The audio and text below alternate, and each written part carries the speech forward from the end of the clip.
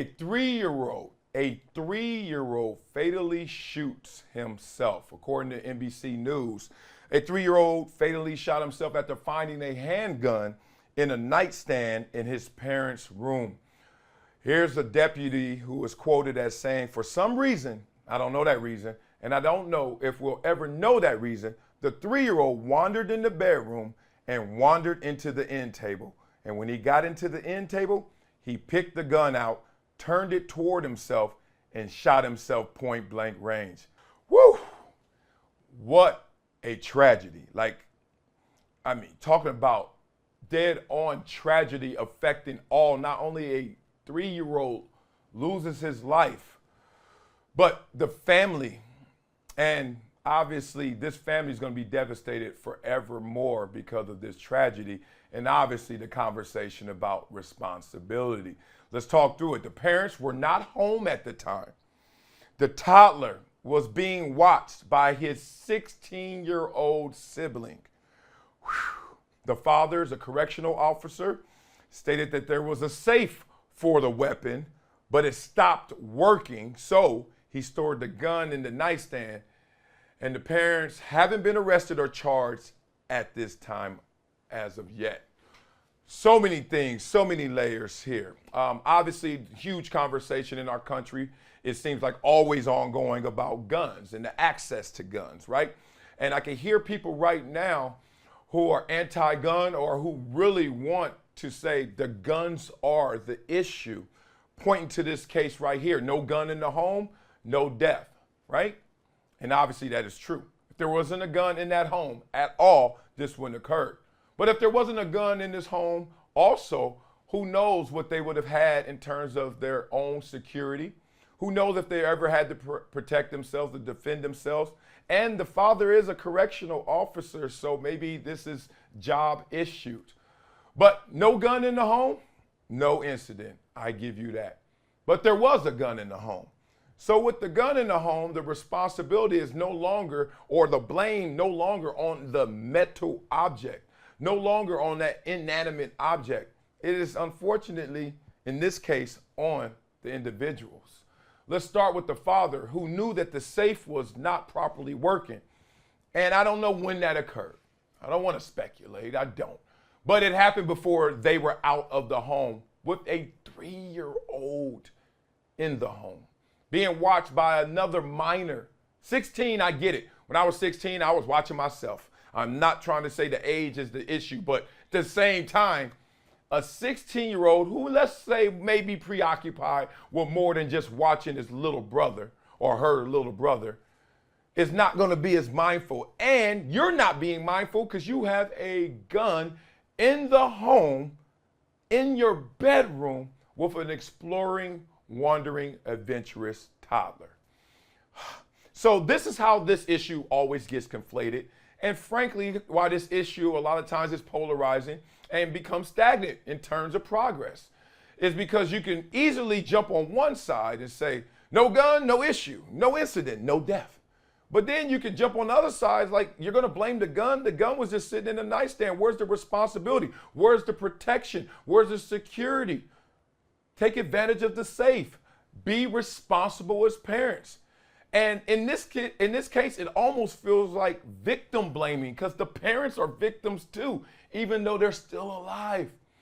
And the parents are going to feel this heaviness on their heart forever, because they know they had something in terms of being a part, responsible for this death. Whether you want to say fully, no, they didn't pull the trigger, but they put a loaded gun in a place where a toddler could access it.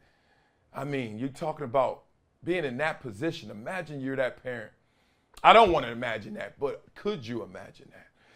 Let's talk about who I think is going to be most devastated. The survivor's remorse of that 16-year-old.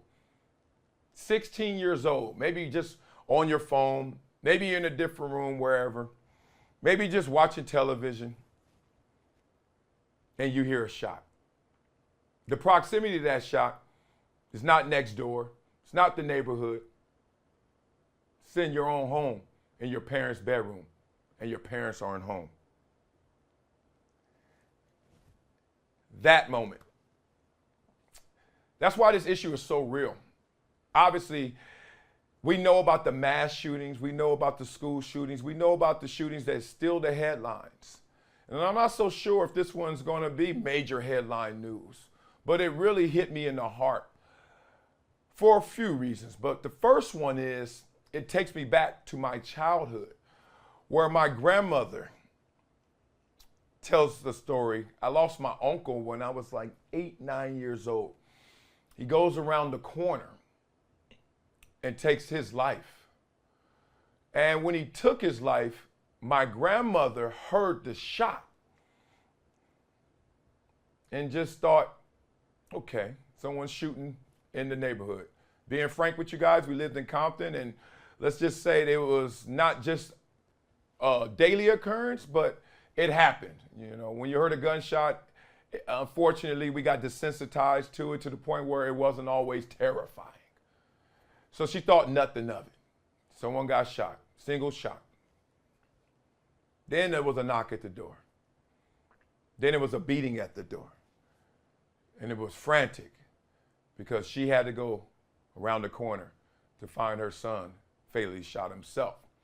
Different circumstances, but it connected to me in terms of having to live through that trauma, and not just the result of that trauma, not just the death, the finality of it, but the actual experience to hear that gunshot. This 16-year-old heard that gunshot. My grandmother heard that gunshot. And then the imagery that comes from that. This is not the movies. This is real life. And the real life was lost. The 16-year-old is going to be haunted by this. And what this is doing is when you hear this story, it's tugging at your emotions, right? Tugging at your heartstrings to make change. And I think the change really has to be a balanced change. It has to be a change in the middle.